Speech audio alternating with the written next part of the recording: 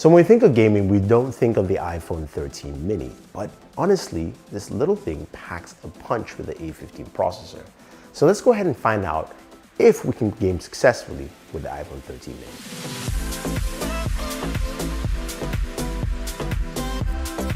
Hey guys, Thunder E here, and welcome to my video on gaming on the iPhone 13 mini. Now before we go ahead and check out this tiny little device, go ahead and smash that subscribe button and notification icon on this video. Now, I also want to give a big shout out to our sponsor of this video, Jaybirds, with your Jaybird Visitors 2. Stay tuned for more information about them because they are some pretty cool headphones.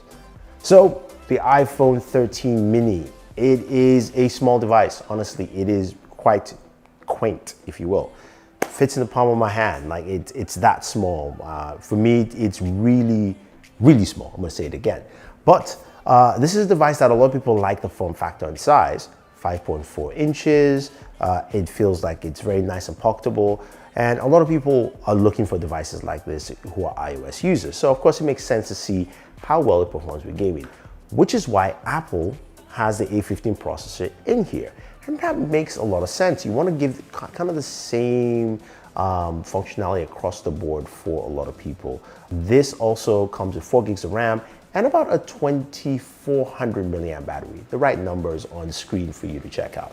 So let's just jump into our very first game. And of course, you guys know it's gonna be Call of Duty Mobile. I know some of you are gonna start complaining, but honestly, Call of Duty Mobile is a good way to start as a benchmark. And I use Game Bench here to actually test this out. If you wanna use them, I have a link for you guys in the description of this video. So Call of Duty runs well. It does. It runs at 60 frames per second. We had the game running on its highest setting and it looked good, it played well, but honestly, it felt really smooth. I mean, just in general, so which is nice. Now, there's no ProMotion display on the Mini, but performance was pretty nice. So I also went ahead and checked out a game on Apple Arcade, which is, of course, 2K21. Now, 2K played well, and do not mind the score on this though, because I'm terrible. I was terrible at it. I was trying to focus on recording, but also ran at 59 frames per second, solid 60 FPS, if you will. No dips in performance anywhere. Now, the cool thing about the iPhone series this year is that Apple has done some improvements to the speakers. So let's take a quick listen doing some gameplay on how the speakers sound.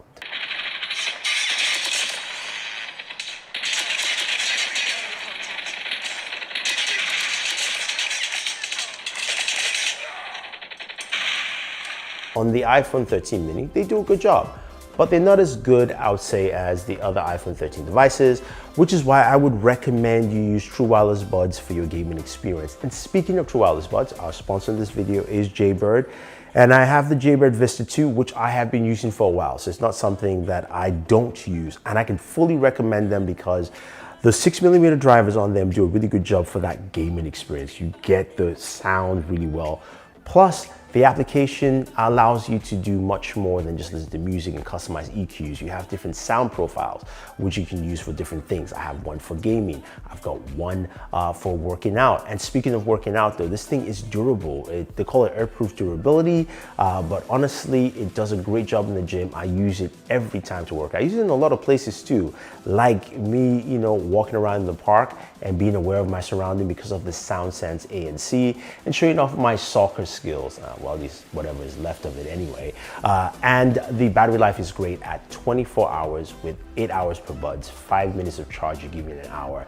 These are good pair of buds to definitely pick up, especially with the iPhone 13 mini. So if you're going to do that, definitely head over to jaybirdsports.com or your local Best Buy. And if you use the link down below, you get 10% off using the promo code. Now let's get back to what we do best here, which is game. Next up is Genshin Impact. Ooh, this one was very, very interesting. So I played Genshin Impact on the iPhone 13 mini for roughly around 20 to 25 minutes. Within the first 5 minutes of gaming with Genshin Impact, my frames per second dropped drastically down. And by the time I played for an additional 15 minutes, I had my frames drop down to about 36 frames per second, which is unheard of. Now, I'm playing the game at max settings, 60 FPS on the iPhone 13 mini. So I'll say this again, I know a lot of the games are not optimized yet for the A15, so that is one thing to take note. But I was expecting similar results to what I had on the Pro Max, which was a drop down to about 41 to 42 frames per second, not all the way down to the mid 30s. Now, this also could be attributed to the fact that the iPhone 13 mini only has 4 GPU cores as opposed to more on the Pro and Pro Max. So the regular GPU cores definitely showcase here for a game like Genshin Impact, which is very graphically intensive. One thing I did notice is that my screen felt really hot. Now, this was not the case with the iPhone 13 Pro Max, which has a bigger surface area. So I'm thinking because of the smaller screen size, you're gonna feel more heat on the screen. Now, in terms of temperatures, we got temperatures of about 111 degrees Fahrenheit, about 43 to 44 degrees Celsius.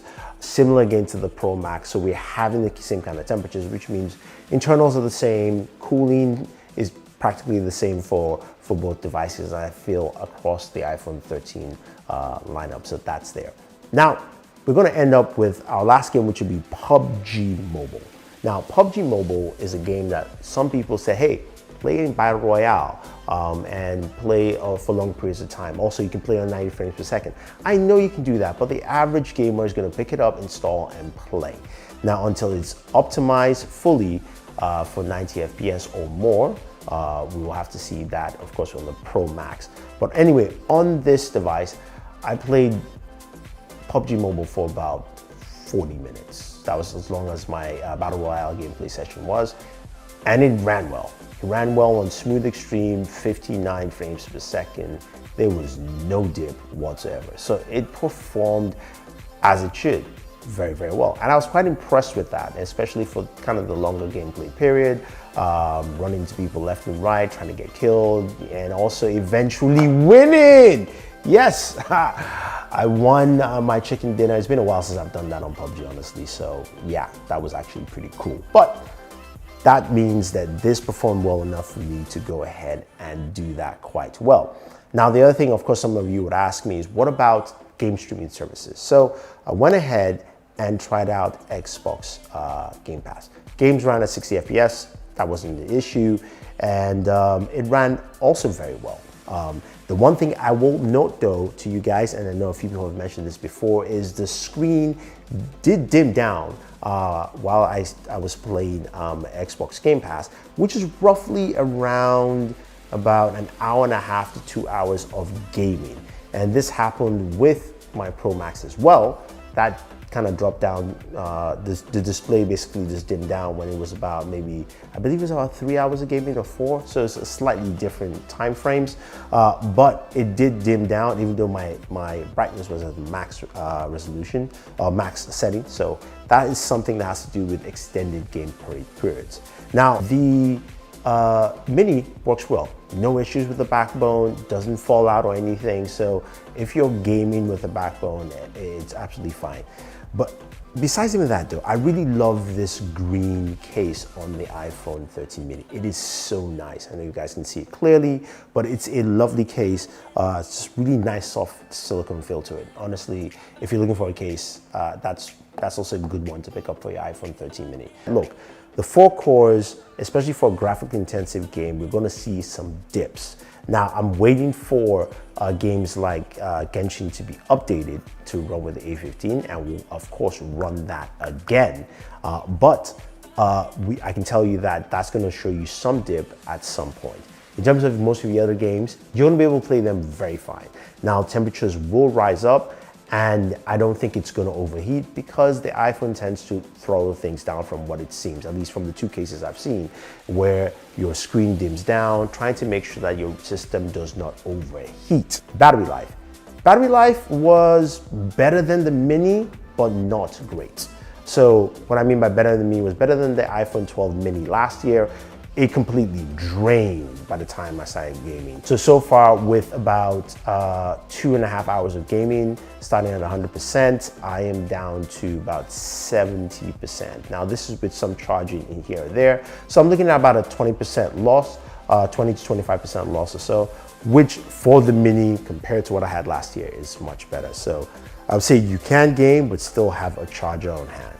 So there you go, guys. If you have any questions, any comments about gaming on the iPhone 13 mini, let me know, or any other iPhone or Apple devices. I'll be covering gaming on the iPad mini as well, so stay tuned for that. And also take a look at the Jaybirds Vista 2. Like I said, this is something I use myself. You guys can check them out. Use the link down below if you want to pick one up, or check it out at your local Best Buy. So this is Thunder E saying thank you, stay tuned, have a fun day, and always enjoy your entertainment.